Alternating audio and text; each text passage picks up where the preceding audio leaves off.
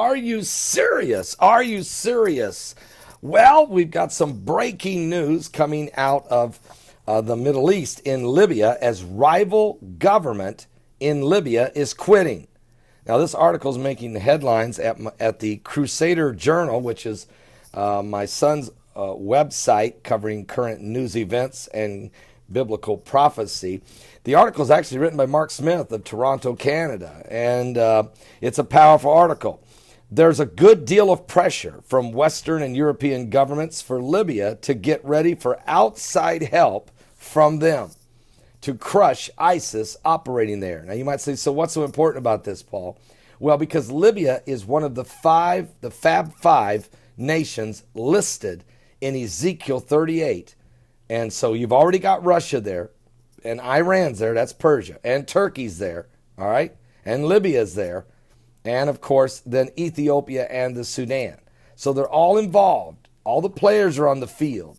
And so there is some pressure getting ready to be applied to Libya, both and to go after ISIS, okay? Now, both France and Germany and others have been talking to both rival factions for many months, refusing to let Libya unless they decide who is the ruling party there.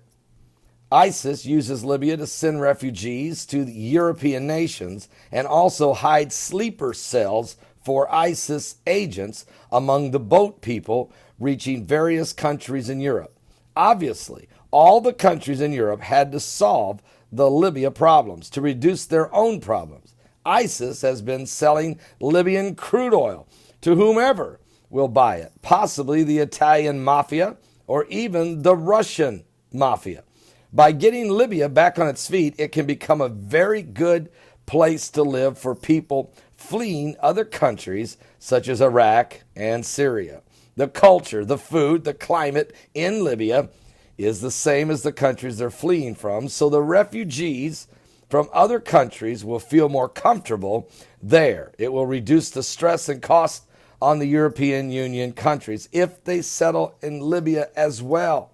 It makes a lot of sense. But is the New World Order pulling the strings? Is the New World Order forcing this migrant crisis upon the European nations and upon the United States, Canada, and others? Well, it will be much cheaper, of course, to provide assistance in Libya than if the same family of refugees settle in Europe. And that's really what Dr. Ben Carson was trying to say. Build more camps, refugee camps, in Middle Eastern countries for the refugees and protect them during this time of war and crisis. It's cheaper than bringing them all the way into all of our nations and spending gazillions of dollars. So that, and anyway, the people won't be happy here anyway. All right? They'll be happier in their own environment.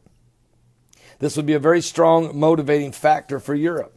The military general who led the 2011 Western overthrow of Libya by the Western coalition was actually a Canadian. He was chosen by both the French and the British because they fought vigorously over which country could lead that military action. His name is Charles Bouchard as the leader of the NATO war. They chose this Canadian general because he had a French last name, and the British approved him because he was of British heritage. His parents were both born in England, even though he was born in Canada. It's funny because the French government touted him as a true Frenchman in the newspapers, and the British government said that he was of British heritage in the British media.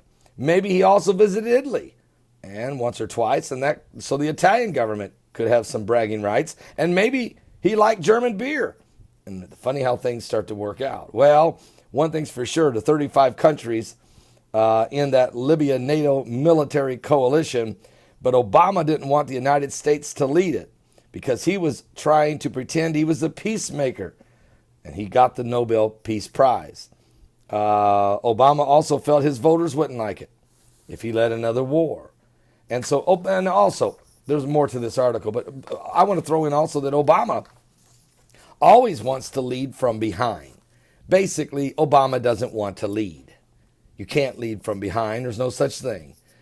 Obama wants to be the manipulator, the shadow, the one working in the darkness in the corner of the room. And now what we had, he orchestrated the Arab Spring.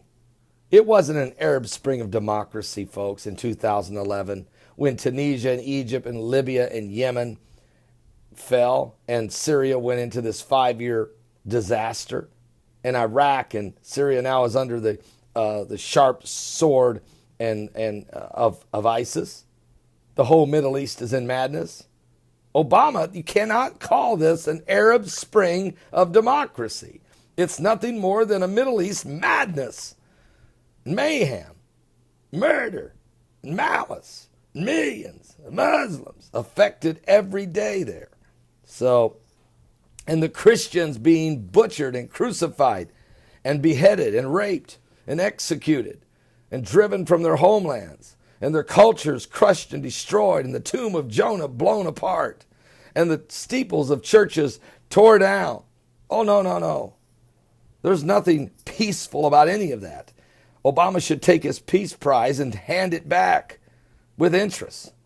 He should take accountability of the chaos that he created by pulling out of Iraq 14 months in advance, telling them 14 months in advance he's leaving, and leaving billions of hardware, tanks, armored vehicles, Toyota Tundras, brand new ones at that, with gas in the tank, keys in the ignition, rocket launchers, and rockets, and ammunition, and guns, and supplies to fund an army called ISIS. Oh, no, no, no, no.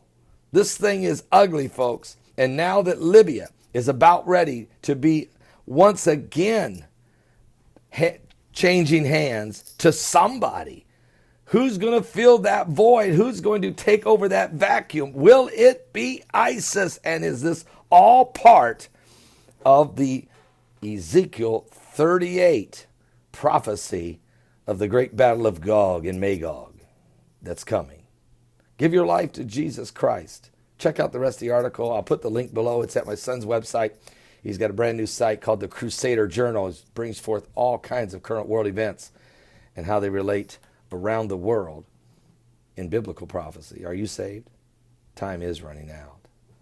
Give your life to Jesus Christ. Jesus Christ is the way.